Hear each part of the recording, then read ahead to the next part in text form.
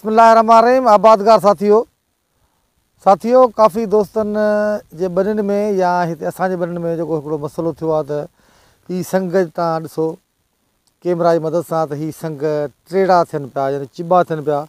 उन खां सवाइ जेकॾहिं असां तव्हांखे कणिक जे ॿूटनि में ॾेखारियूं त हीअ बीठो आहियां कणिक में, त हिन में हीअ फ्लैग लीफ जेके आहिनि उहे सभु चिॿा थियनि पिया। हीअ ॾिसो हीअ फ्लैग लीफ आहे, हीअ वटिजो वञे पियो।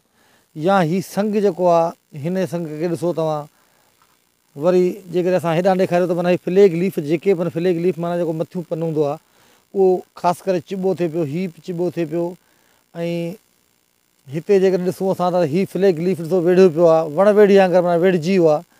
या ॿिया मुख़्तलिफ़ जेकॾहिं ॾिसां हीअ कैमरा जी मदद सां ॾेखारियो हिन पासे जेको हीअ बीठो आहे त हीअ संग जेके आहिनि हिकिड़ो त संग बि चिॿा थिया आहिनि, ॿियो फ्लैग लीफ जेको आहे उहो बिल्कुलु हिन जा पन ई वेढ़ाए पिया आहिनि। हिन में अंदरि को बि क़िस्म जो मर्द कोन्हे को, पर हीअ छो थिया आहिनि ऐं हीअ लास्ट ईयर एतिरा कोन आहे, हिन साल घटि थिया आहिनि।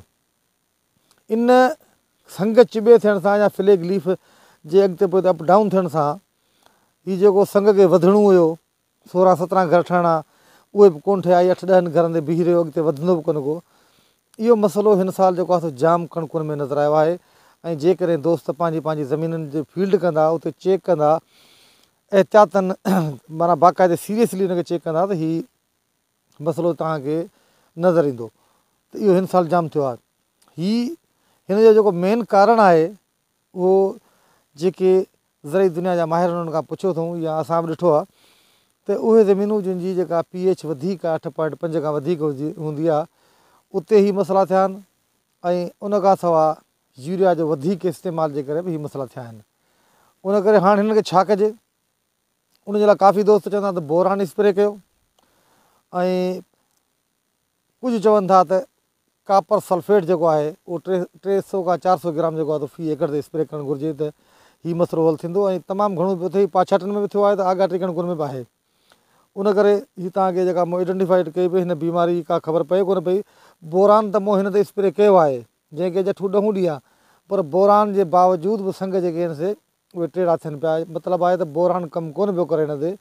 बाक़ी उस्ताद मोहम्मद अली ख़ासकिली सां जेका असांजी ॻाल्हि ॿोल थी या हुन ॿुधायो त हिन ते कापर सल्फेट जेको आहे उहो 300 खां 400 ग्राम करणु घुरिजे त पोइ हीअ सेटिंग में ईंदा। हीअ जेके फ्लैग लीफ वारो मसइलो आहे या संगनि चिॿे थियण वारो, हिननि संगनि चिॿे थियण जे करे फ्लैग लीफ जे डिस्टर्ब थियण जे करे पैदावार में बिल्कुलु कमी ईंदी।